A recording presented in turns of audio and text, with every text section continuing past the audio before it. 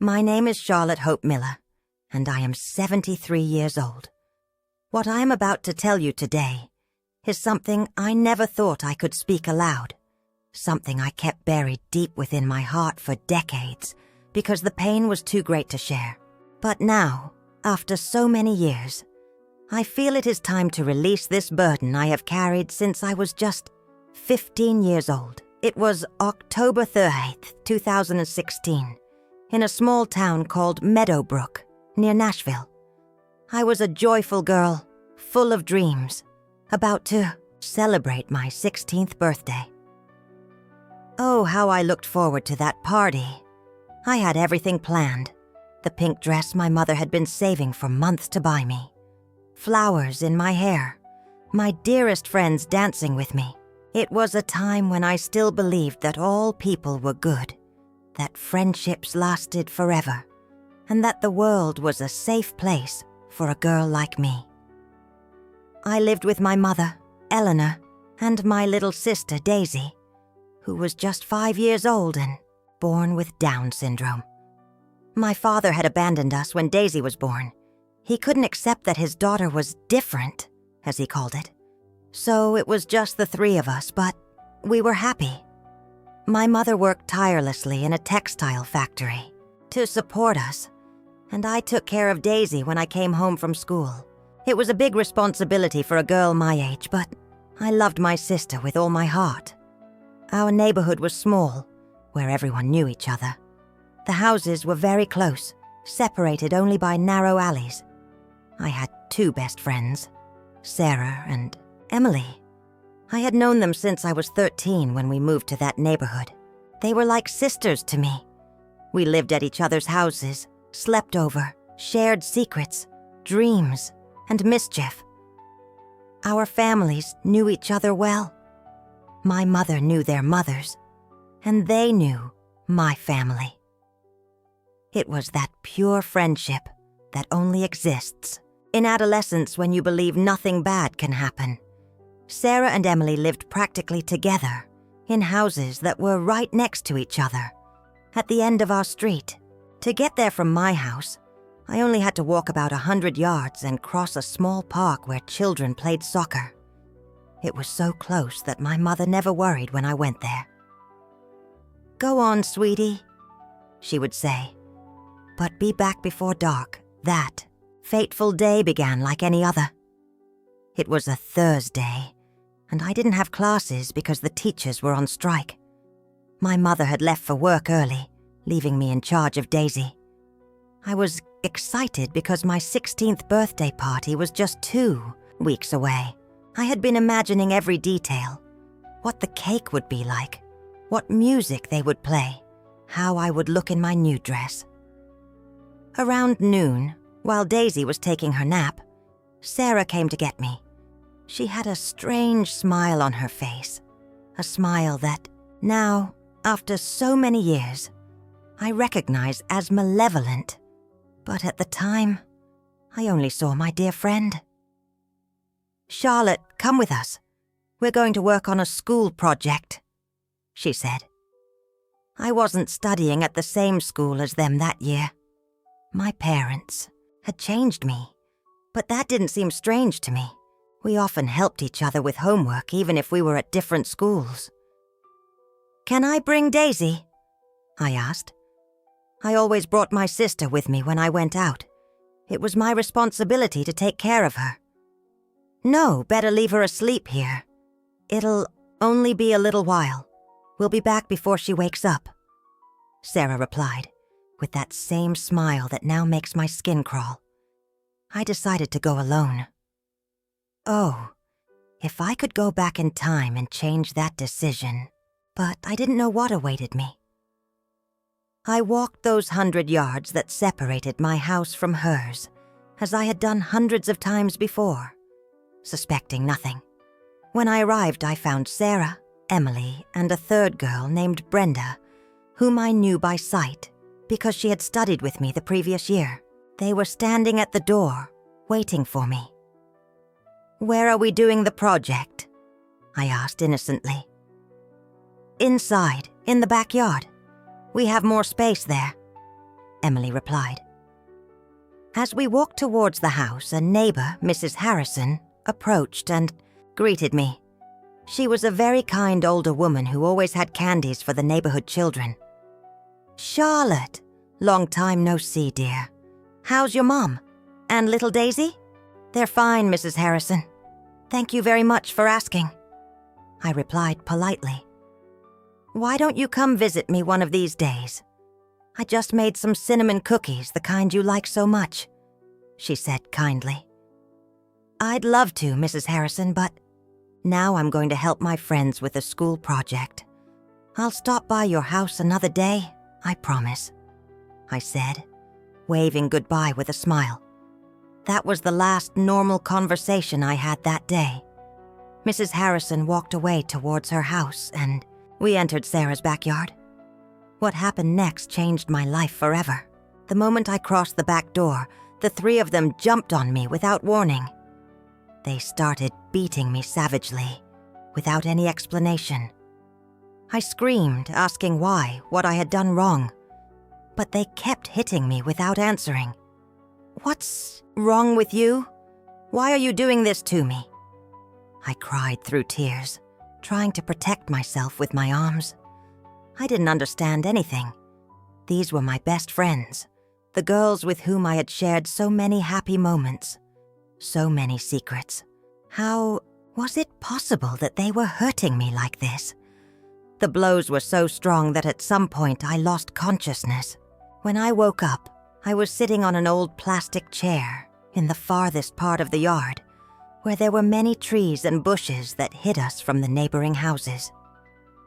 My hands were tied behind my back with a thick rope that hurt my wrists, and my feet were also tied to the chair legs. I was very nauseous and kept vomiting. I don't know if it was from the blows to my head or the terror I felt, but I couldn't stop throwing up. They laughed when they saw me like that, as if my suffering was entertaining to them. "Look at the little princess now," Brenda said with a cruel laugh I will never forget. It was then that Sarah pulled a folded paper from her pocket. She opened it ceremoniously, as if it were something very important. "Charlotte, we want you to know exactly what's going to happen to you," she said in a cold voice I didn't recognize. "We made a list of everything we're going to do to you." My heart stopped as she began to read. "Emily is going to cut off your fingers and toes, one by one. Brenda is going to cut out your tongue so you can't scream anymore. I'm going to try to remove your breasts with this knife," she said, showing me a kitchen knife that gleamed in the afternoon sun. "And finally," she continued with that demonic smile, "our friend Olivia is going to come and cut off your head. She's the one who's going to finish you off." I couldn't believe what I was hearing. These girls, who had been my closest friends, had planned to torture and kill me. Why? What had I done to deserve this? "At first, we were going to decide whether to cut off your head with long or short hair," Sarah added. "But we decided it'll be with short hair. So first, we're going to shave your head." The horror was just beginning. Emily took some old rusty scissors and began to brutally cut my hair. It wasn't a clean cut, but violent tugs that ripped out entire clumps. I cried and screamed, but they only laughed harder. "Silence!" Brenda yelled, and she stuffed a dirty rag in my mouth. The rag smelled horrible, as if it had been lying on the ground for weeks. I almost choked on my own vomit because I couldn't open my mouth. After cutting my hair, Sarah picked up a mason's pickaxe they had gotten from somewhere. It was a heavy tool with a very sharp point, used for breaking concrete. "Now we're going to make some little holes in your head," she said in that terrifying voice. And the most horrible torture a human being can imagine began. She hit my head with the point of the pickaxe, making deep holes in my skull. The pain was indescribable. I felt like my head was going to explode. Blood ran down my face, got into my eyes, got into my mouth, along with the dirty rag. Brenda also found a thick stick and began to hit me on the back, on my arms, on my legs. Every blow was like fire searing through my body. Emily, meanwhile, kept cutting what hair was left, pulling it hard to tear out more clumps. "Does it hurt, little princess?" Sarah asked me every time she hit me with the pickaxe. "This is nothing compared to what's coming next." The torture lasted hours. It started around 1:15 p.m. and continued until almost 4 p.m. During all that time, they took turns hurting me in different ways. When one got tired of hitting me, another took her place. They stuffed my mouth with rags so I would vomit, and then they laughed when I choked on my own vomit. They only removed the rags to put them back in when I screamed for help. "No one's going to help you," Emily told me. "Your mom doesn't even know where you are, and by the time she comes looking for you, it'll be too late." At times, I lost consciousness from the pain, but they threw cold water on me to wake me up. They didn't want me to miss a second of their torture. "You can't pass out yet," Brenda told me. "We still have the best part left." During the hours of torture, I heard sounds from the street, cars passing, music from political campaigns that were going on at that time, children playing in the park. Normal life continued just a few yards from where I was being tortured. I screamed when I could, hoping someone would hear me, but no one came to help me. At one point, someone knocked on the front door of the house. My heart filled with hope, thinking it might be my mother, who had come to look for me. But it was just people from a political campaign handing out flyers. Sarah opened the door, took the papers normally, and closed it as if nothing was happening. "See how easy it is," she said when she returned to the yard. "No one suspects anything. We can do whatever we want with you." While this was happening, they tried to contact Olivia, the fourth girl who was going to finish me off, but her bus had broken down on the way. "Where are you? We've been at this for hours," Sarah yelled into the phone. "You have to come now, because Charlotte's mom will be home from work soon." But Olivia didn't arrive. The bus was stranded on the road. "Well, we're going to have to finish her ourselves," Emily finally said. "Sarah's parents will be home soon, and we can't be here when they arrive." It was then that they dug the grave. They used shovels they found in the yard and dug a rectangular hole in the dirt behind some large bushes. The hole was long and deep enough for a human body. "Come here, Charlotte," Sarah told me, untying me from the chair. "We want you to see where you'll rest forever." My legs barely supported me after so many hours of sitting and being beaten, but they dragged me to the edge of the grave. "This is where you're going to die," Emily said, pushing me into the hole. The earth was cold and damp. They laid me face up and began to cover me with dirt, up to my neck. Only my head remained outside, surrounded by earth like a horrible pot. "Now it's time to finish you off," Sarah said, pulling out the kitchen knife she had shown me earlier. She knelt beside the grave and placed the tip of the knife on my chest, right over my heart. "I'm going to stab you through the heart," she said, looking me directly in the eyes. "But first, I want you to know why we're doing this." She leaned close to my ear and hugged me in a fake way, as if it were a gesture of affection. "It's because we love you, Charlotte," she whispered in a sweet voice that horribly contrasted with her actions. "We're doing this so you learn to value the good life you have. You have everything. A mother who loves you, a nice house, new clothes, food every day. But you don't appreciate any of it. So, we're going to take your life so that, in your last moments, you learn to value what you had." Her words confused me as much as they terrified me. How was it possible that someone could think like that? How could they believe that torturing and killing a person was a way to teach them something. Besides, Emily added, we're so jealous that you're going to have such a beautiful 16th birthday party. We'll never have something like that. And you have a very pretty nose, Brenda said with resentment. That always bothered us. You're very conceited and bossy, Sarah added. You always think you're better than us. They were absurd, senseless reasons. All that torture, all that horror, because of envy and resentment. I couldn't believe these were the same girls I had played with, laughed with, and shared so many moments with.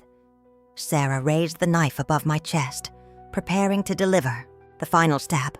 I closed my eyes, waiting for the pain and death.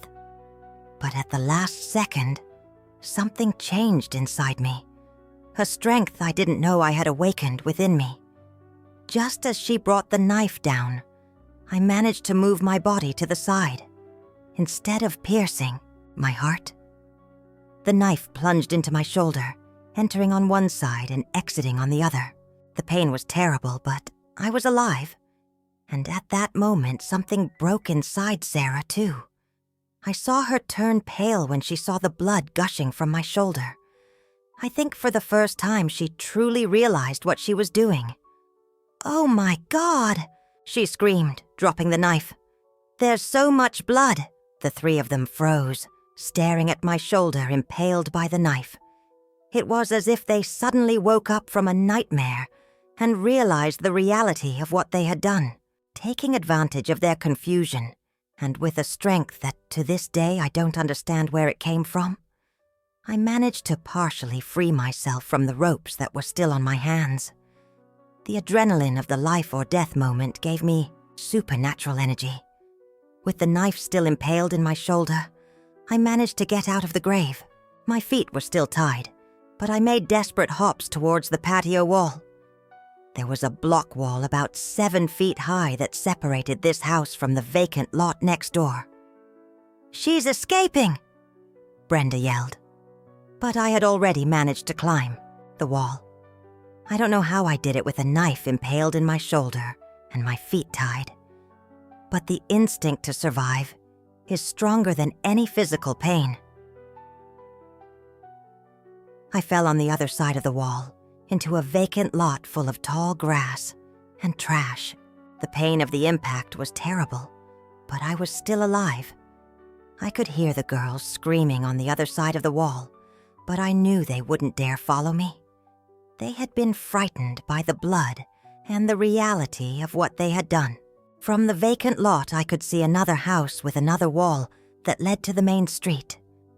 With the little strength I had left, I climbed that second wall and fell into the yard of a house where a woman named Mrs. Peterson lived. Mrs. Peterson was hanging laundry when she saw me fall into her yard, covered in blood, with a knife impaled in my shoulder and the ropes still on my feet. Her first reaction was terror. "Good heavens! What happened to you, child?" she cried, running towards me. But when she got closer and saw my condition, she got so scared that she asked me to leave her yard. I think she thought I was a runaway, criminal or something. She had a large dog that started barking desperately. "Please, ma'am, help me," I pleaded. "They're trying to kill me." But she kept telling me to leave. She was too scared to help me. It was then that I realized I had to remove the knife from my shoulder. In my terrified mind, I thought that if I kept the knife there, something terrible was going to happen. So, with my free hand, I grabbed the handle of the knife and pulled it out. Blood gushed like a fountain. It was more blood than I had ever seen in my life. I thought I was going to die right there, in that yard, alone and scared. If I'm going to die here, I thought, at least they'll find evidence of what they did to me. I started smearing my blood on the patio walls, on the plants, on everything I could reach. I wanted to make sure there was proof of my presence there so that my mother would at least know what had happened to me. The next-door neighbor, Mrs. Davies, heard my screams and the dogs barking. She peered over the wall that separated her house from Mrs. Peterson's.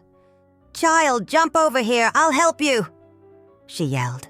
But I no longer had the strength to climb another wall. The blood loss was rapidly weakening me. Suddenly, everything went black, and I passed out. The next thing I remember is waking up on Mrs. Davies's couch. She had grabbed me by my shirt and pulled me over the wall into her yard, then carried me into her living room. "Don't worry, child, you're safe now," she said as she finished removing the ropes from my feet and wiping the blood from my face. I was terribly thirsty. It was as if I hadn't had water in days. I saw her refrigerator and, without asking permission, opened it and began to drink water directly from a pitcher. "No, don't drink water," she cried. "I just spoke with the paramedics on the phone, and they said you can't drink water because you might have internal bleeding." But I was so thirsty that I couldn't stop. I drank almost a liter of water in one gulp. "If I'm going to die," I told her, "I don't want to die thirsty." Mrs. Davies had sent her daughter to find my mother. The girl ran to my house and told my mother that I was injured and needed urgent help. While we waited, one of the girls who had tortured me had the audacity to appear at the corner of my street. She just stood there, watching, waiting to see what was happening. When my mother arrived running at Mrs. Davies's house and saw me in that state, she became hysterical. She started screaming and crying in a way I had never seen before. Her blood pressure went so high that we thought she was going to have a heart attack. "My child! My child!" she cried, trying to hug me but not knowing how to do it without hurting me more. Seeing her like that, I tried to cover my head with my hands. I thought my head was completely split open, like a broken watermelon. And I didn't want my mother to see something so horrible. "Don't look at me, Mom," I told her. "I don't want you to see how I am." But my mother was in complete shock. In her haste to help me, she tripped and broke her foot, but she didn't even notice the pain at that moment. We called an ambulance, but it took a long time to arrive. A neighbor who was passing by in his car offered to take us to the nearest urgent care center. At the urgent care center, the doctor who treated me was shocked when he saw my injuries. "This child has severe dehydration, considerable blood loss, and serious injuries that I cannot determine here," he told my mother. "If you have relatives far away, call them now, because we don't know how her condition will evolve." They gave me a bath to clean all the blood and began to stitch my wounds. The doctor counted 32 perforations on my head alone, in addition to the wounds on my shoulder, back, arms, and legs. "There's a cut here on her head that looks very deep," the doctor told me. "A clot has surely formed, but I have to close it quickly because it's still bleeding." I was transferred to a larger hospital in the capital for more detailed studies. They did CT scans, X-rays, and many other examinations. Miraculously, there was no internal damage to my brain. I only had a bruise in my eye that healed in a week. That same night, we moved houses. My mother packed our few belongings and we went to live with my aunt in another neighborhood. We couldn't stay in that place after what had happened. The next day, we went to the forensic clinic to make the official medical report. To my surprise, the bruises on my face had almost completely disappeared, but the deeper wounds on my head and shoulder were still evident. It was then that I found out the girls had been arrested. One of them, Brenda, had gone to the hospital that same night, bathed and changed her clothes, and presented herself to the police, saying she had witnessed what happened to me and had a video of everything. I never understood what went through her head. Maybe she thought that if she turned in the video, she would be punished less for just filming instead of actively participating. But her stupidity was what allowed them all to be arrested. When the detective told me they had arrested all 4 and wanted me to identify them, I couldn't believe it. I thought he was lying to me to calm me down. "I want to see them," I said. "All right, but you'll just open the door, look at them, and leave immediately," he warned. When I opened the door to the room where they were being held, all 4 were sitting with their backs to me. When they heard the door open, they turned around, and upon seeing me, they laughed in my face. They laughed as if everything had been a funny joke. In the interrogations they had afterwards, each one gave different versions of why they had done it. In some, they said they regretted not having killed me, that they had been cowards because they couldn't stand the sight of blood. In others, they said they were very sorry for everything. Their motives were ridiculous. Because I was going to have a 16th birthday party, because I had a pretty nose, because I was conceited, because I had everything and didn't appreciate it. Pure envy disguised as absurd justifications. The video that Brenda had filmed was leaked and went viral online. The whole country saw what they had done to me. On the one hand, that helped people understand the seriousness of the crime. But on the other hand, it was another trauma for me too. See my suffering exposed to the whole world. The attackers' parents never came forward to apologize or to show remorse for what their daughters had done. In the court hearings, they sat there laughing too, as if it were all a joke. They even said that I hadn't even been hurt, and that their daughters were going to walk free and celebrate. The legal process was another torture. They summoned me to testify without properly notifying my mother, put me in the same room as one of the attackers, and the defense lawyer had the audacity to say that his client was as much a victim as I was. They were sentenced to a few years in a juvenile detention center, but the punishment felt insufficient compared to the harm they had done to me. Years later, when they were already adults, I still ran into them on the street. Once, when I was going to the supermarket with my sister Daisy, one of them came out of the fire station where she was doing her community service. My mother fainted from the fright of seeing her. I had to get restraining orders because one of them started stalking my family, filming my mother when she went out, following her, and watching our house. Even today, after so many years, I sometimes see them in dreams.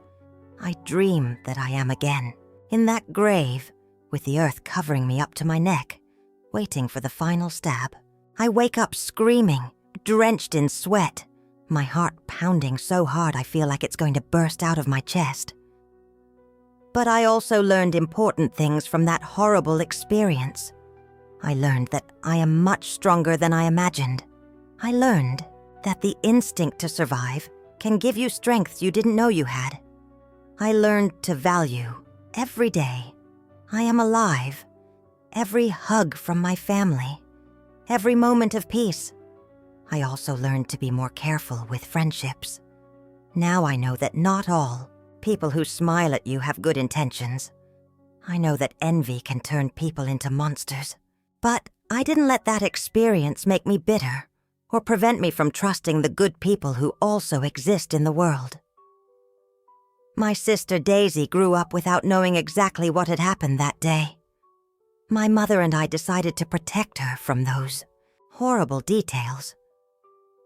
She only knows that some mean girls hurt me when we were little, but we never told her the complete truth. She was too innocent to bear that darkness. The years that followed were difficult for the whole family. My mother developed severe anxiety, and for a long time couldn't leave me alone, not even for a minute. She would wake up at night to check that I was okay in my bed. Fear had taken over our lives. I started having constant nightmares. I saw the faces of my attackers at every corner, heard their cruel laughs in the silence of the night. For years, I couldn't sleep with the lights off. Loud noises made me jump with fright.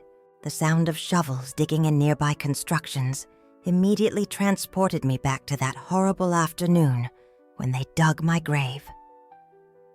I changed schools 3 times because I couldn't concentrate on my studies. The scars on my head took months to heal completely, and for a long time I had to wear hats to cover them. Classmates asked questions that I didn't know how to answer. "What happened to your head, Charlotte?" they would ask with innocent curiosity. "I had an accident," I always replied, because I didn't have the strength to explain the truth. But what hurt me most was seeing my mother suffer. She constantly blamed herself for letting me go alone to my friend's house that day. She repeated over and over that she should have insisted I stay home, that she should have gone with me, that she should have suspected something. "Sweetie, forgive me," she would tell me, crying. "I should have protected you better. I'm a bad mother." "No, Mom," I would reply. "It's not your fault at all. You couldn't have known those girls were capable of something like that. No one could have known." But words did not alleviate her pain or her guilt. During my adolescence, I became very shy and distrustful. When other young people invited me out or to group activities, I made up excuses not to go. The idea of being alone with people I didn't know well terrified me. I never had a 16th birthday party. The pink dress my mother had bought with so much effort stayed in the closet, a silent reminder of the innocence I lost that day. My mother asked me several times if I wanted to celebrate when I felt better, but I no longer felt like celebrating anything. The first few years after the attack were the hardest. I had to go to psychological therapy for a long time to learn to deal with the trauma. At first, I didn't want to talk to anyone about what had happened. I would sit in the psychologist's office in complete silence, staring at the floor, reliving those hours of torture over and over again. "Charlotte, to heal you need to talk about what you feel," Dr. Rodriguez, my therapist, told me. "The pain you keep inside will continue to hurt you if you don't let it out." But I was afraid that if I started talking, I would never stop crying. Little by little, session after session, I began to open up. I began to put into words the horror I had lived, the fears I had, the rage I felt. Because yes, in addition to fear and sadness, I also felt deep rage.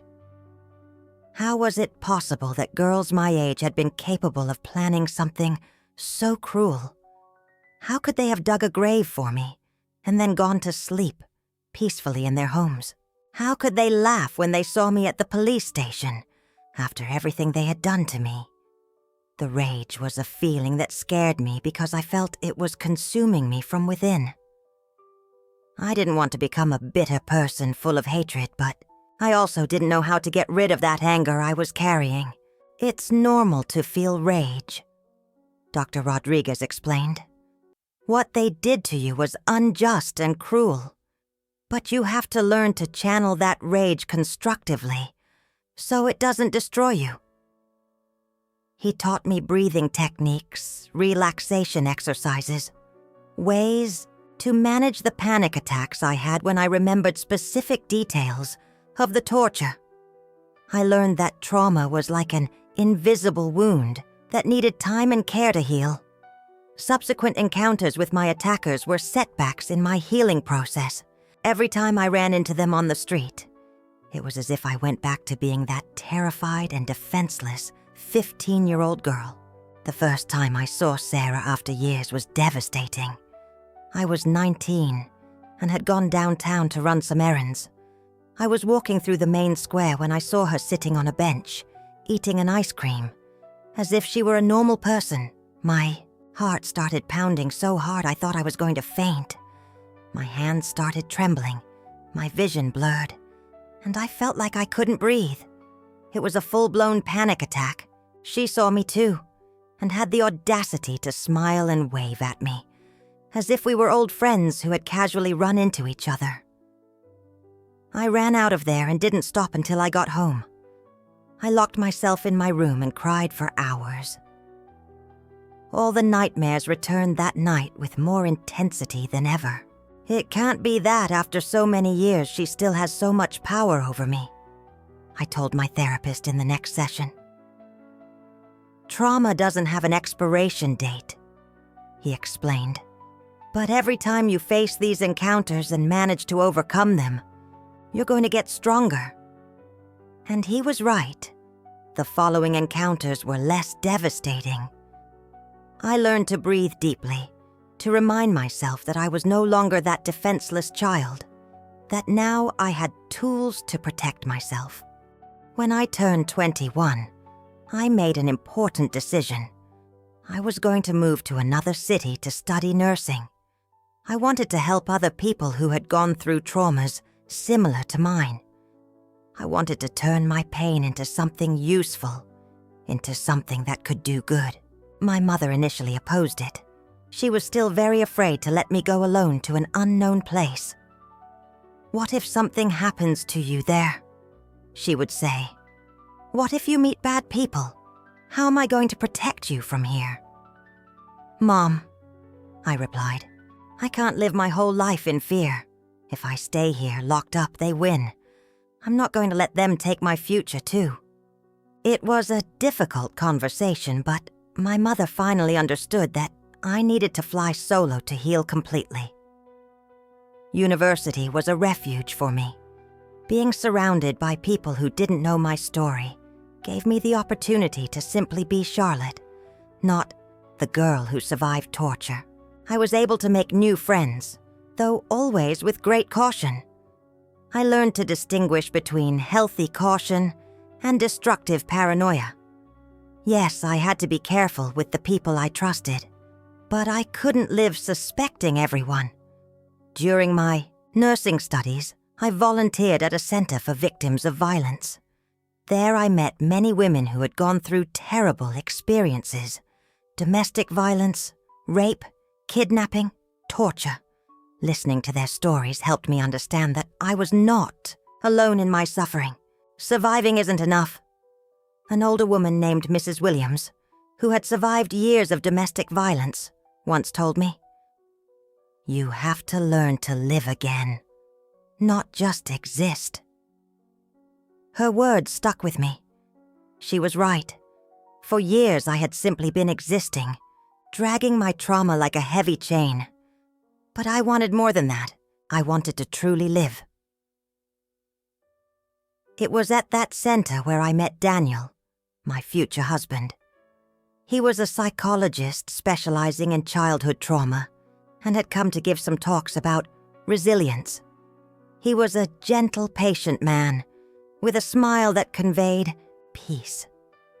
At first, I was scared of the idea of falling in love. How was I going to explain everything that had happened to someone?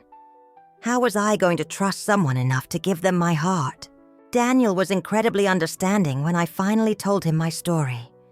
He didn't look at me with pity or treat me as if I were a broken person. He saw me for what I was, a strong woman who had survived something terrible and had chosen to use that experience to help others. "Your past doesn't define you," he told me. "What defines you is what you've chosen to do with it." We got married when I was 26. It was a small, intimate wedding with only our closest families. Nothing ostentatious, but full of love and hope. During the first years of marriage, Daniel helped me work on the aspects of trauma that still affected me. Panic attacks became less frequent. Nightmares became more spaced out. I learned to sleep with the lights off. But the biggest challenge came when we decided to have children. I wanted to be a mother, but I was terrified of the idea of bringing a child into a world where people capable of such cruelty existed. "What if someone hurts our baby?" I would ask Daniel through tears. "What if I can't protect him? What if I'm a bad mother like my mother thinks she was with me?" Your mother wasn't a bad mother, he reminded me. And you're going to be an extraordinary mother precisely because you know what dangers to protect your child from. Our first son, Michael, was born when I was 29. The moment I held him in my arms for the first time was indescribably emotional. This small, vulnerable being depended completely on me for his protection and well-being. Motherhood brought new fears, but also a strength I didn't know I had. I was willing to kill or die to protect my son. No one ever was going to hurt him as long as I was alive. 2 years later, our daughter, Isabella, was born. When I saw her for the first time, I cried thinking about the 15-year-old girl I had been, innocent and trusting, not knowing that the world could be so cruel.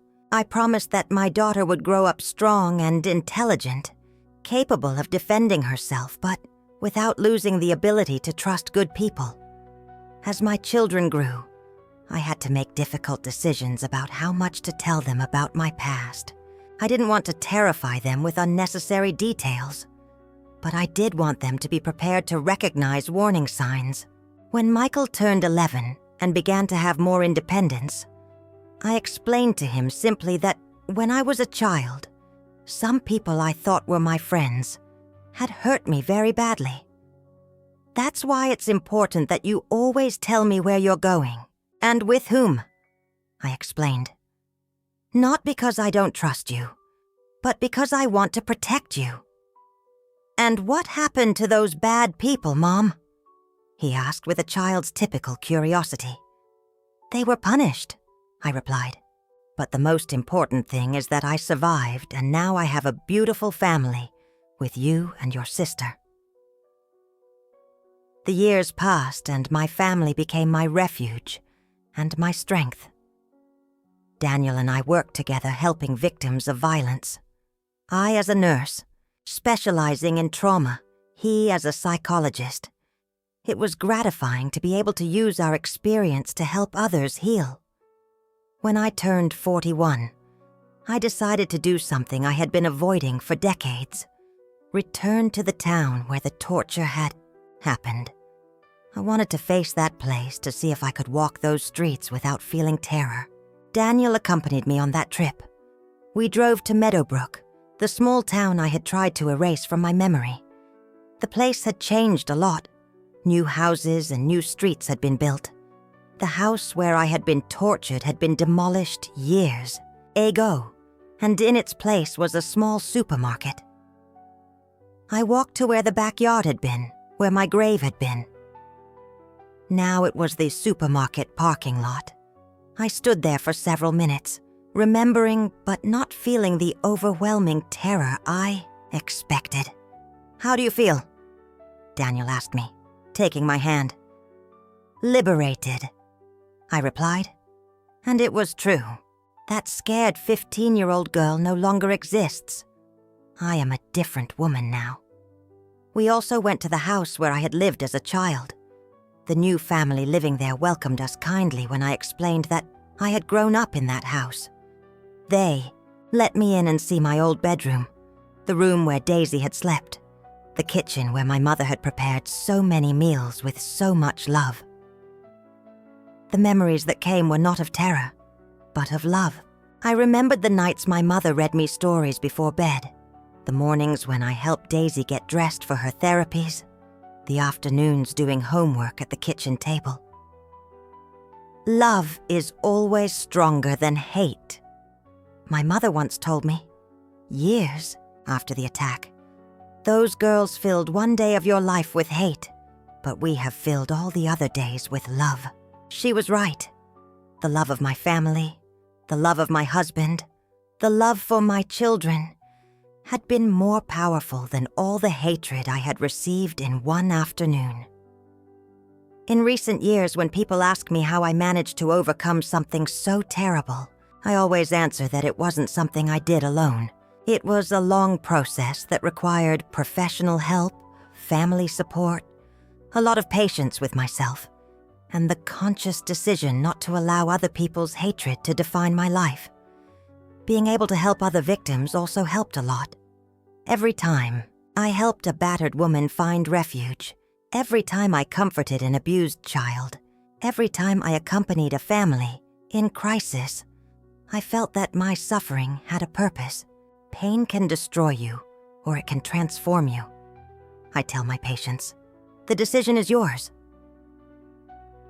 I'm not going to lie and say that everything was easy. There were days, especially in the early years, when I wanted to give up. Days when the weight of the trauma felt too heavy to carry. Days when I thought it would be easier to let hatred and fear win. But every time I felt that temptation, I thought of my sister Daisy, who would have been left without her older sister to care for her. I thought of my mother, who had sacrificed so much to raise us alone. I thought of all the good things that still awaited me in life if I had the courage to move forward. And I was right. Life had many blessings in store for me. A happy marriage, wonderful children, a meaningful career, true friends who earned my trust with years of loyalty, moments of pure joy that more than made up for those hours of horror. Now that I am an older woman, when I look back, I see that this terrible experience taught me valuable lessons that I might not have learned otherwise. It taught me to value every day of life, every moment of peace, every gesture of kindness. It taught me that I am stronger than I imagined. It taught me that there is always hope, even in the darkest moments. My children are adults now. Michael is a doctor and dedicates part of his time to working with children in vulnerable situations. Isabella is a lawyer specializing in victims' rights. Both chose careers that help others, and I believe that's no coincidence. They grew up seeing their parents use their wounds to heal others, and they learned that this is the true meaning of life. I have 3 grandchildren now, and when I see them playing innocently in my garden, I sometimes think of that 15-year-old girl I was, so full of dreams and hopes. I would tell her that yes, something terrible is going to happen to her, but that she will survive. I would tell her that she will be stronger than she imagines. I would tell her that life will give her many compensations for that pain. My attackers also grew up, got married, had children. Sometimes I wonder if they ever think of me, if they ever felt real remorse for what they did. But the truth is, I don't care anymore. Their lives went their course, and mine went mine. I haven't seen them in many years. The last time was over a decade ago, when one of them approached me at a shopping mall. I was with my young children shopping for Isabella's birthday. "Charlotte," she said, "can we talk?" My first reaction was panic, but then I took a deep breath and looked her in the eyes. "There's nothing to talk about," I replied calmly. What happened, happened.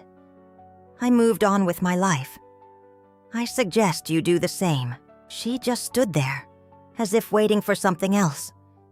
But I simply took my children's hands and walked away. That night, Daniel asked me how I had felt in that encounter. "Free," I replied. For the first time seeing her, I felt neither fear nor anger. I just felt nothing, as if she were any stranger. And it was true. After so many years of inner work, I had finally reached the point where my attackers no longer had any emotional power over me. They were simply part of my past, but they no longer defined my present or my future. Now that I'm in my 70s, when people ask me for my advice for someone who has gone through a traumatic experience, I always tell them the same thing. First, seek professional help. Trauma is not something that can be healed alone with willpower. You need someone trained to guide you through the healing process. Second, don't rush. Healing doesn't have a fixed timeline. Some days you'll feel like you're making progress. Others you'll feel like you've regressed. That's normal. The important thing is not to give up. Third, find purpose in your pain. I'm not saying pain is a good thing, but it can be transformed into something useful, whether it's helping others, creating art, writing, teaching, or simply being an example that you can survive. Fourth, surround yourself with love, family, friends, pets, any source of unconditional love you can find. Love is the most powerful antidote against hatred. And finally, never forget that surviving something terrible makes you a warrior. We carry invisible scars, but we also carry a strength that most people don't have. That strength is a gift, even if it came wrapped in pain. This is my story. I didn't tell it to seek pity or to open old wounds. I told it because I believe it's important to know that you can survive the worst human horrors and still build a beautiful life. If anyone listening to this is going through their own hell, I want you to know that you are not alone, that there is hope even when all seems lost. That darkness doesn't last forever. And if anyone listening to this knows someone who is suffering, please reach out to them. Sometimes, a simple act of kindness can be the difference between life and death for someone in crisis. I was lucky enough to have a mother who loved me unconditionally, neighbors who helped me when I needed it most, professionals who guided me in my healing, and a husband who taught me that it was possible to love and be loved after trauma. Not everyone is so lucky, but everyone deserves to have at least one person who believes in them, who supports them, who reminds them that they are valuable, even when they can't see it themselves. This has been my story. A story of horror, but also of hope. A story of destruction, but also of reconstruction. A story of hatred, but above all, of love. Thank you for listening to me. Thank you for allowing me to share this burden I carried alone for so many years. And thank you for remembering that behind every survival story, there is a real person with real dreams who chose to keep going even when the path seemed impossible. May my story serve as a reminder that we are stronger than we imagine, and that even in the darkest moments, there is always a light waiting at the end of the tunnel. But let me tell you some more details that I believe are important, because people often ask me about specific aspects of what I experienced, and I believe these answers can be helpful to others who are going through similar situations. One of the questions I get asked most often is how I managed to stay sane during those hours of torture. The truth is, there were times when I felt like my mind was separating from my body. It was as if I was floating above myself, watching what they were doing to me but not being completely present. Psychologists call this dissociation, and it's a defense mechanism the mind has to protect itself from overly intense traumas. During the torture, my mind clung to images of my family. I thought of my sister Daisy sleeping her nap at home, so innocent and protected. I thought of my mother working hard at the factory, unaware that her eldest daughter was fighting for her life. I thought of the plans we had for my 16th birthday party, of the pink dress I was so excited to wear. I can't die like this, I repeated to myself. I can't leave Daisy alone. I can't make Mom suffer like this. These thoughts were like anchors that kept my spirit connected to life when my body was being destroyed. People also ask me a lot about the exact moment I found the strength to escape. To this day, I can't fully explain it. When Sarah raised that knife over my chest, something changed in the air. It was as if time had slowed down, and I could see every movement with perfect clarity. At that crucial moment, I heard a voice inside. My head, that wasn't mine. It was as if someone was whispering to me, "Move now, or you'll never be able to move again." I don't know if it was my subconscious, my survival instinct, or something more spiritual, but that voice gave me the energy I needed. When I managed to deflect and the knife plunged into my shoulder instead of my heart, I saw something in Sarah's eyes that I had never seen before. Real fear. For the first time since the torture began, she realized the gravity of what she was doing. I saw her hands begin to tremble, how her face turned pale at the sight of blood. "My God, there's so much blood," she murmured, backing away. It was in their moment of confusion that I managed to free one of my hands. I had been working on loosening the ropes for hours, moving my wrists almost imperceptibly every time they were distracted. The adrenaline of the moment gave me the final strength to break those bonds. The escape itself was like an action movie sequence, except the pain was real and the blood was real. Getting out of that grave with a knife impaled in my shoulder was probably the hardest thing I've ever done in my life. Every movement was agony, but I knew that if I didn't move then, I would never have another chance. Climbing those walls with my feet still tied and bleeding profusely was physically impossible, but somehow I did it. Years later, when I returned to that place, I was amazed to see how tall those walls really were. I don't understand how a 15-year-old girl, injured and weakened, could have scaled them. The moment I pulled the knife from my shoulder is something that still gives me chills to remember. The pain was indescribable, as if I had been pierced with glowing iron. But more than the physical pain, I remember the sound it made when I pulled it out. A wet and terrible sound that I still hear in my nightmares. Mrs. Peterson, the first woman in whose yard I fell, told me years later that when she saw me, she thought I was a ghostly apparition. "You were covered in blood from head to toe," she told me. "You had the look of someone who had seen hell." I had never seen so much terror in a person's eyes. Her initial fear was understandable. A bloody child with a knife suddenly appearing in her backyard was not something she could easily process. But now I understand that her reaction also had to do with the shock of witnessing something so horrible. Mrs. Davies, who finally helped me, became a very important figure in my healing process. For years after the incident, she came to visit us regularly. She brought me homemade casseroles and always asked how I was feeling. She had appointed herself my guardian angel. "God put me in the right place at the right time to save you," she would say. "And I will never forget that responsibility." Mrs. Davies passed away 5 years ago, but until the last day of her life, she kept in touch with me. At her funeral, I promised her that I would continue to honor her kindness by helping others as she had helped me. Another question I am frequently asked is about my mother and how she handled all this. The truth is that the secondary trauma my mother experienced was almost as severe as mine. She developed post-traumatic stress disorder that affected her for years. The first few weeks after the attack, my mother couldn't leave me alone for a minute.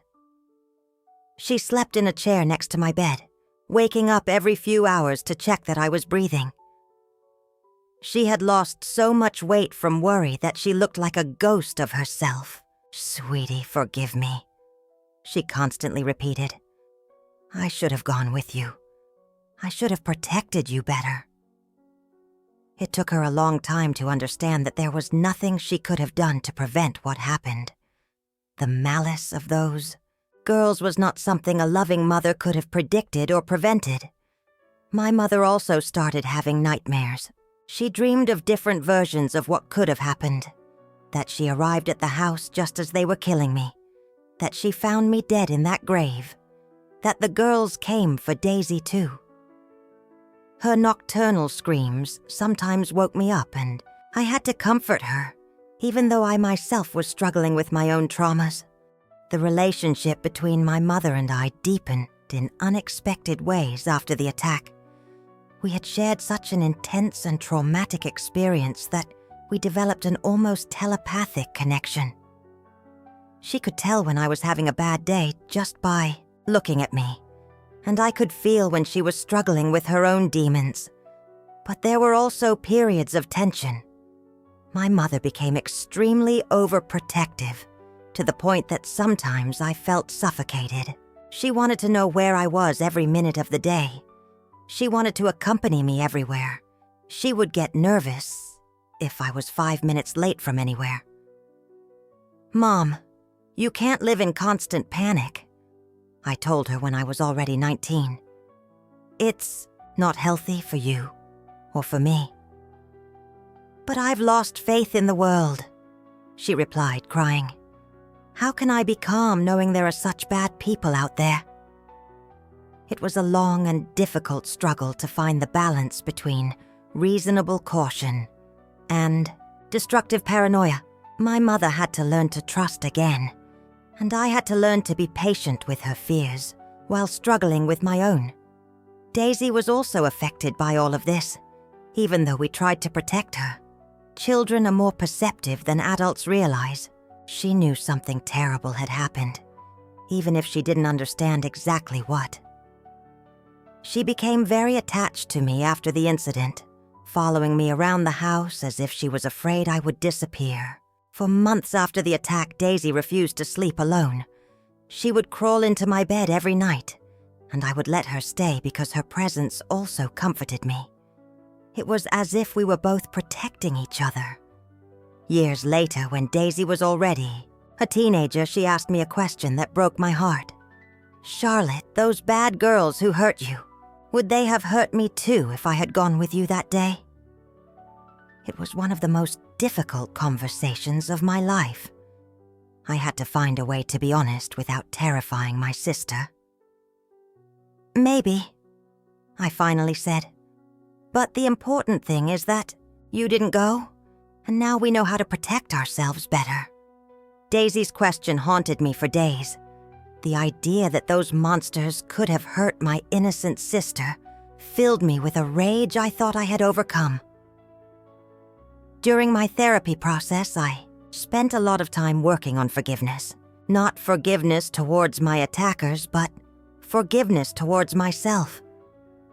For years, I blamed myself for having gone to that house, for having trusted those girls, for not having seen the warning signs that now seemed so obvious to me. How could I have been so naive? I asked my therapist. How did I not realize they envied me? How did I not see the malice in their eyes? "Because you were a normal child," Dr. Rodriguez replied. "And normal children trust their friends. You did nothing wrong. The responsibility is completely theirs. But understanding that intellectually and feeling it emotionally are two different things. It took me years to stop blaming myself for being a victim. One of the hardest parts of the healing process was learning to deal with survivors' guilt. I felt guilty for being alive when they had tried to kill me.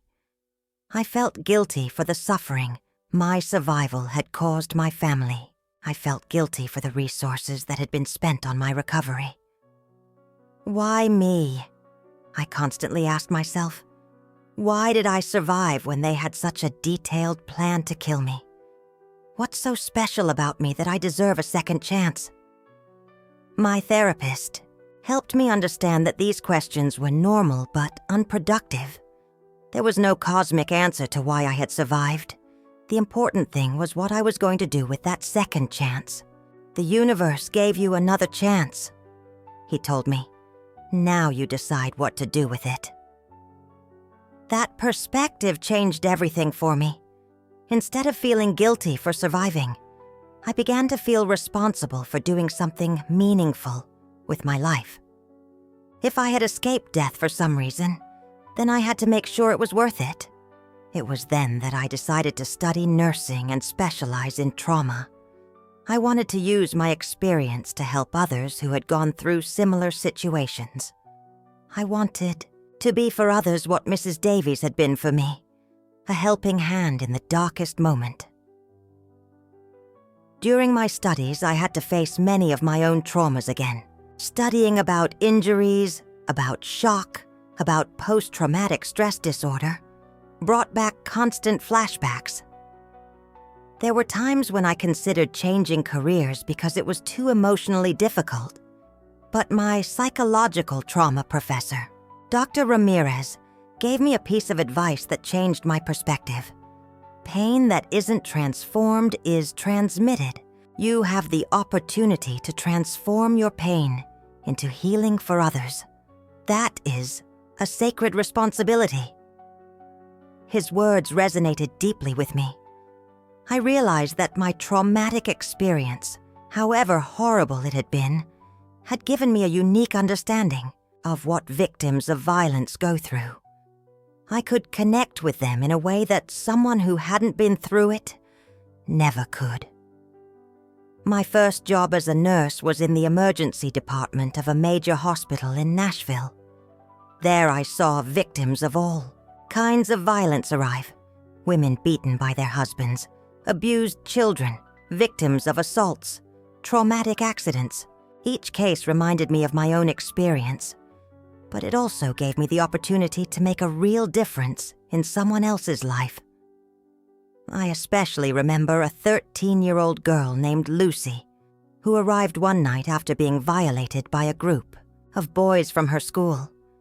She was in complete shock, couldn't speak, just trembled and cried silently. The other nurses didn't know how to approach her without terrifying her more. But I sat next to her and said, "Lucy, my name is Charlotte. When I was 15, some very bad people hurt me too. I know how you feel now, but I want you to know that you're going to be okay. You're going to survive this, and I'm going to be here to help you." Something in my voice, perhaps the authenticity of having gone through a similar trauma, calmed her. For the first time since she had arrived, she stopped trembling and looked me in the eyes. "Are you really going to be okay after something like that?" she asked in a voice barely audible.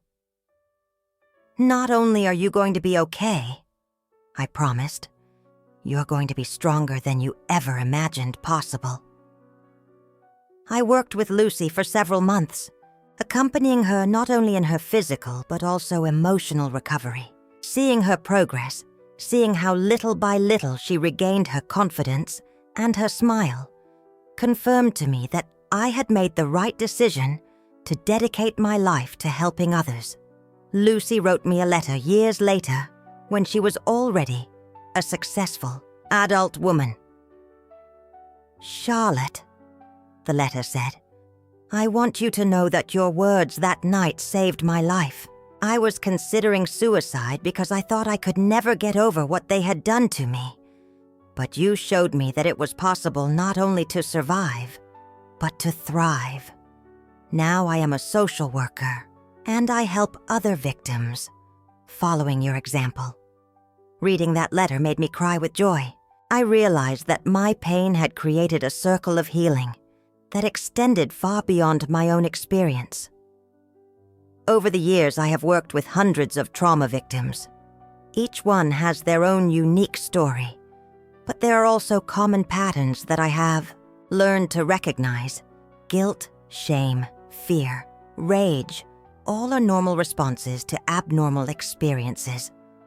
One of the most important things I've learned is that healing is not a destination, it is a journey. There isn't a magical moment when one is completely cured of trauma. There are good days and bad days. There are periods of progress and periods of regression. The important thing is to keep moving forward, even when the path gets difficult. I have also learned that each person heals differently. What worked for me doesn't necessarily work for others. Some find healing in spirituality, others in art, others in activism, others in traditional therapy. My role as a trauma-specialized nurse is to help each person find their own path to healing. But if there's one thing I've seen consistently in all successful survivors, it's the importance of support. No one heals alone. We all need people who believe in us, who support us on difficult days, who celebrate our small triumphs. That's why I always tell my patients, find your tribe. Find people who understand your experience and who love you unconditionally. And when you're strong enough, become part of someone else's tribe. This philosophy applies not only to my work, but also to my personal life. Daniel and I have opened our home to many victims of violence over the years. Some have stayed only a few nights. Others have lived with us for months, while they recovered and found their own way. Our children grew up seeing this as normal. For them, helping people in crisis wasn't something extraordinary. It was simply what the family did. I believe that made them more compassionate and socially conscious adults. There's a question I'm often asked that I always find difficult to answer. Did you forgive your attackers? The honest answer is complicated. I have forgiven in the sense that I no longer feel rage towards them. I no longer desire revenge or wish them ill. I have released the resentment because I realized that holding on to hatred only hurt me. But forgiveness does not mean forgetting, and it definitely does not mean that what they did was okay. What they did to me was unforgivable in objective terms. They were acts of extreme cruelty committed by people who consciously chose to do evil. My forgiveness is more of a personal liberation. It's my way of taking away the power they had over my emotional life. It's my way of saying, you are no longer going to determine how I feel. You are no longer going to control my emotions. I am free of you. That liberation didn't come overnight. It was a gradual process that took decades. And there are still days when I feel angry towards them, especially when I see news of other similar cases and wonder how it's possible that people capable of such cruelty still exist. But those moments of anger no longer consume me as they once did. Now I can feel the emotion, recognize it, process it, and then let it go. I have learned that emotions are like ocean waves. They come and go, and I don't have to drown in them. One of the most transformative experiences in my healing process was meeting other survivors of similar crimes. Through support groups and trauma conferences, I have met women who have gone through experiences comparable to mine. There's a woman named Abigail who survived a kidnapping and torture that lasted 3 days. There's another named Scarlett who escaped an attempted murder by her ex-husband. Each of us has different scars, but we share something that only other survivors can understand: the experience of having looked death in the face and chosen to live. These women have become my chosen family. We meet regularly, not to relive our traumas, but to celebrate our victories and support each other in difficult times. Together, we have created a network of strength that transcends our individual experiences. When one of my grandsons, Michael's son, turned 15 last year, I had an unexpected emotional crisis. Seeing that beautiful, innocent child reach the same age I was when I was tortured vividly reminded me how vulnerable I had been. "She was just a baby," I told Daniel that night, crying.